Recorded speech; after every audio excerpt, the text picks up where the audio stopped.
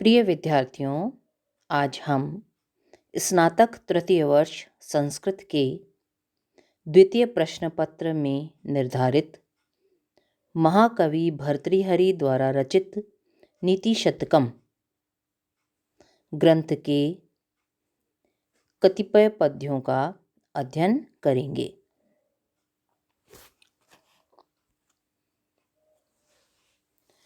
वरम पर्वत दुर्गेषु भ्रांतं वनचरैः सह न मूर्ख जनसंपर्कः सुरेंद्र भवनेषु अपि। कवि कहते हैं कि मूर्ख व्यक्ति का संसर्ग सर्वथा त्याज्य होता है। उसके संपर्क में रहने से कुछ न कुछ अनिष्ट होता ही है। मूर्खों से सदैव अनिष्ट की आशंका बनी रहती है, इसलिए उनका संसर्ग त्याज्य है। अन्वय अनुसार देखिए, वनचरई वन में विचरण करने वालों सह के साथ, वनचरई सह वन में विचरण करने वालों के साथ, पर्वत दुर्गेषु पर्वतों के दुर्गम स्थानों में, भ्रांतम भ्रमण करना, वरम श्रेष्ठ है, अच्छा है, किंतु मूर्ख जन संपर्क, मूर्ख व्यक्तियों का संपर्क, मूर्ख व्यक्तियों का साथ, सुरेंद्र भवनेषु अपि, सुरेंद्र सुर इंद्र, सुर देवताओं को कहते हैं, देवताओं के जो इंद्र राजा हैं यानी इंद्र, इंद्र के भवनों में भी न नहीं, वरम वापस अध्याय करिए, वरम अच्छा है, श्रेष्ठ है। वन में विचरण करने वालों के साथ पर्वतों के दुर्गम स्थानों में भ्रमण करना अच्छा है, श्रेयस्कर है, किंतु इंद्र के भवनों में भी मूर्ख व्यक्ति का संसर्ग अच्छा नहीं है। कहने का अर्थ है कि यदि अच्छे वन में विचरण करने वाले प्राणियों के साथ रहते हुए यदि हम पर्वतों के दुर्गम स्थलों में, विकट स्थलों में भ्रमण करते हैं तो वह भी अच्छा है, अर्थात वन में कष्ट उठाना श्रेयस्कर है, किंतु ऐसे स्थल पर जहाँ समस्त सुविधाएं विद्यमान हो, किंतु संपर्क किसका प्राप्त हो रहा है हमें? मूर्ख व्यक्ति का। तो मूर्ख व्यक्ति के साथ समस्त सुख सुविधा संपन्न स्थान पर भी निवास करना श्रेयस्कर नहीं है, अच्छा नहीं है। क्यों? क्योंकि आपको सदैव किसी न किसी अनिष्ट की आशंका बनी रहेगी। कहा भी गया है, कुटिल क्रूर लोभी जो नर करई न संगति ताही, ऋषि वशिष्ठ धेनु हरि विश्वामित्र जू चाही ना। तो आप अगर गलत व्यक्ति के संपर्क में रहते हैं तो आपका कुछ ना कुछ अनिष्ट तो होगा ही। अतः अच्छा है कि आप सज्जनों के साथ रहें, चाहे आपको उसके लिए कितने ही कष्ट क्यों ना उठाने पड़े। अगला पद्य देखिए आप, शक्यो वारितुम जलेन हुतबुक छत्रेण सूर्यातपो, नागेन्द्रो निशितांकुशेन समदो दंडेन गोगर्दभौ, व्याधि भेषज संग्रहैश्च विविधै मंत्र प्रयोगै विषम, सर्वस्य औषधम अस्ति शास्त्र विहितम, मूर्खस्य नास्ति औषधम। क्या कहते हैं यहाँ कवि कि मूर्खता का परिहार सर्वथा असंभव है। मूर्ख व्यक्ति की मूर्खता को किसी भी प्रकार से दूर नहीं किया जा सकता है। मूर्ख को उचित मार्ग पर लाना कदापि संभव नहीं है, चाहे हम सुभाषितों का ही प्रयोग क्यों ना करें, किंतु मूर्ख व्यक्ति की मूढ़ता किसी भी उपाय से दूर नहीं की जा सकती है। स्वयं हमने पढ़ा था, स्वयं ब्रह्मा भी उनकी मूर्खता को दूर नहीं कर सकते, तो हम साधारण मनुष्य तो किस श्रेणी में आते हैं। क्या कहते हैं देखिए उदाहरणों द्वारा, हुतभुक अग्नि, जलेन जल से, वारितुम वारण करने में, दूर करने में, शक्य समर्थ है, अर्थात अग्नि जल से रोकी जा सकती है। सूर्य आतपः, सूर्य का आतप अर्थात सूर्य का धूप, सूर्य की धूप, सूर्य की गर्मी, छत्रेण छाते के प्रयोग से वारितुम शक्यः दूर की जा सकती है, उसका निराकरण किया जा सकता है। समदः नागेंद्रः, मदमस्त हाथी, निशित अंकुशेन, तीक्ष्ण अंकुश से वारितुम शक्यः रोका जा सकता है। गो गर्दभौ, गो और गधा, दंडेन दंड से, डंडे से वारितुम शक्यः रोका जा सकता है। व्याधि भेषज संग्रही वारितुम शक्यः, जो औषधियों के संग्रह से, औषधियों के समूह से व्याधि रोगों को दूर किया जा सकता है। विषम, और जो विष है, जहर है, उसे विविधई मंत्र प्रयोगी, विभिन्न मंत्रों के प्रयोगों द्वारा दूर किया जा सकता है। सर्वस्य, समस्त पदार्थों की, शास्त्र विहितम, शास्त्रोक्त, शास्त्रों में कही गई, औषधम अस्ति, औषधि है, मूर्खस्य औषधम न अस्ति, किंतु मूर्ख की कोई औषधि नहीं है। क्या कहना चाहते हैं यहाँ पर कि अग्नि को जल के प्रयोग द्वारा, यदि अग्नि है तो उसे हम जल का प्रयोग करके उसका शमन कर सकते हैं। सूर्य की तीव्र गर्मी है, जो सूर्य का तीव्र आतप है, उसे हम छाते का प्रयोग करके उससे बच सकते हैं। मदमस्त हाथी है, उसे हम तीक्ष्ण अंकुश के प्रयोग से काबू में ला सकते हैं। सांड और गधे को डंडे से डराकर दूर किया जा सकता है, भगाया जा सकता है। और जो कोई भी बीमारी आती है उसे औषधियों के सेवन से उसका निराकरण किया जा सकता है।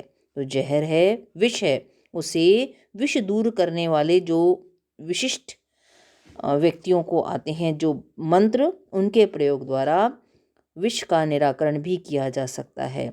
इस प्रकार शास्त्रों में सभी प्रकार की आपदाओं की कोई न कोई औषधि बताई गई है, लेकिन मूर्ख व्यक्ति की तो कोई औषधि नहीं है। मूर्ख व्यक्ति की मूर्खता को तो सुभाषितों के प्रयोग द्वारा भी दूर नहीं किया जा सकता है। स्पष्ट है। अब अगले पद्य पर आइए। ये शाम न विद्या न तपो न दानम, ज्ञानम न शीलम न गुणो न धर्मः, ते मर्त्य लोके भुवि भारभूता, मनुष्य रूपेण मृगाश्चरन्ति। यहाँ कवि कहते हैं कि मनुष्य केवल शरीर से मनुष्य का रूप धारण कर लेना ही पर्याप्त नहीं है। यदि हमें अपना मनुष्यत्व प्रतिपादित करना है, साबित करना है, तो हमें विद्या, तप, दान, ज्ञान, शील, विभिन्न प्रकार के गुण, धर्म आदि से युक्त होना पड़ेगा।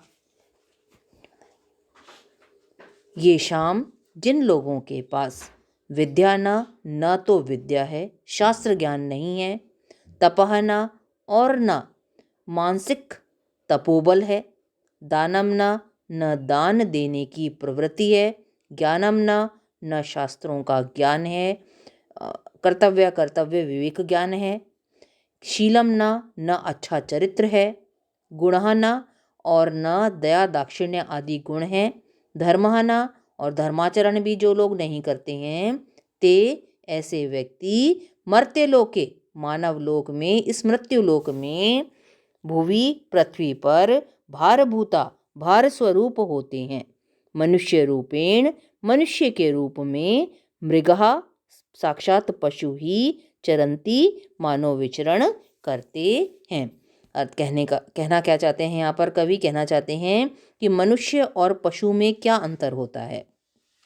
भोजन, नींद, ये तो दोनों ही लेते हैं, आदि तो दोनों में होता है, लेकिन अंतर करने के क्या कसौटी है? तो कहते हैं कि मनुष्य और पशु में अंतर कैसे कर सकते हैं कि मनुष्य के पास शास्त्रों का ज्ञान होता है, तपश्चर्या होती है, दान देने की प्रवृत्ति होती है, कर्तव्य विवेक होता है, चरित्र होता है, दया दाक्षिण्य आदि गुण होते हैं, धर्म के अनुकूल आचरण करते हैं,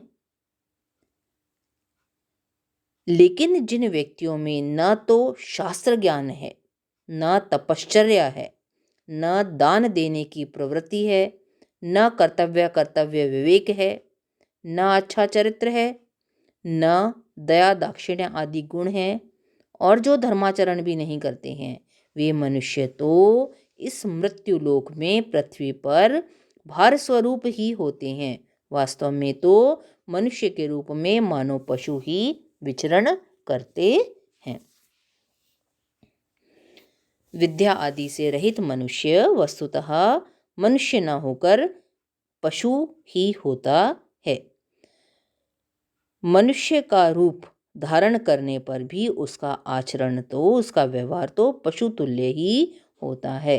ऐसा व्यक्ति इस पृथ्वी पर भार स्वरूप ही है। अतः मनुष्य कोटि में रहने के लिए, अपना मनुष्यत्व प्रतिपादित करने के लिए विद्या आदि का अर्जन अत्यंत आवश्यक होता है।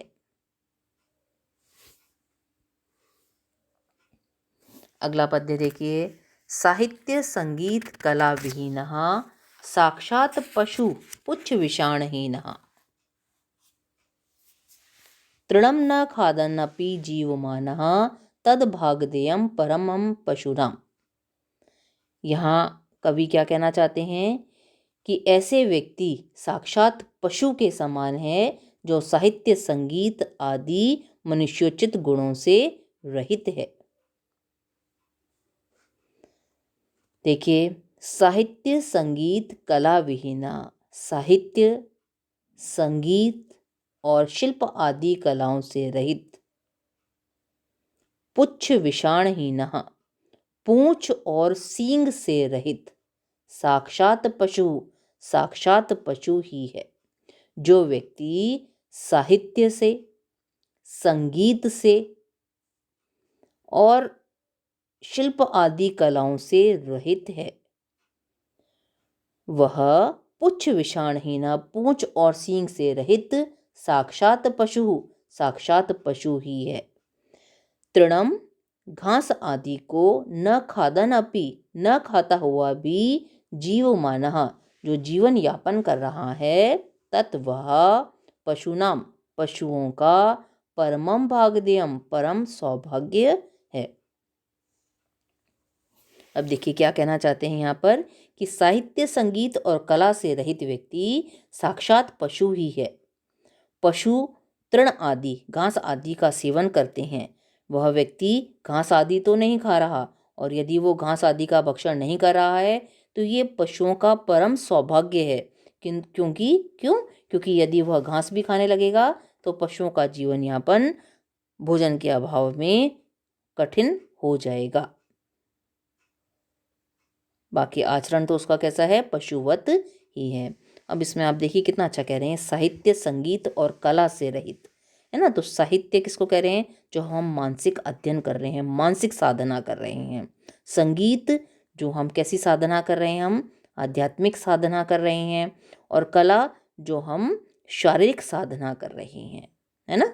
ये तीनों ही साधनाएं जिस व्यक्ति में नहीं हैं, जो तीनों ही न तो मानसिक, न शारीरिक और न ही आध्यात्मिक साधना करने में जो व्यक्ति पटु है, वह यद्यपि उसकी पूंछ और सींग तो दिखाई नहीं दे रही हैं, लेकिन उसका आचरण, उसका जीवन, उसका व्यवहार, उसका चरित्र कैसा है, पशु के समान ही है।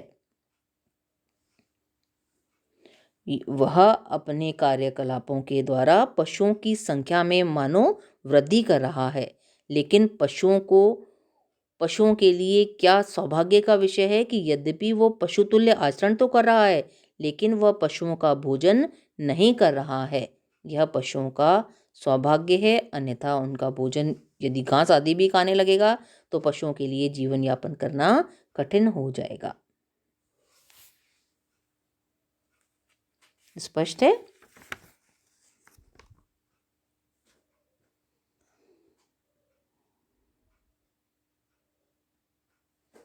अब इनको आप देख लीजिएगा, कल हम इसी क्रम में आगे बढ़ेंगे। आज के लिए इतना ही।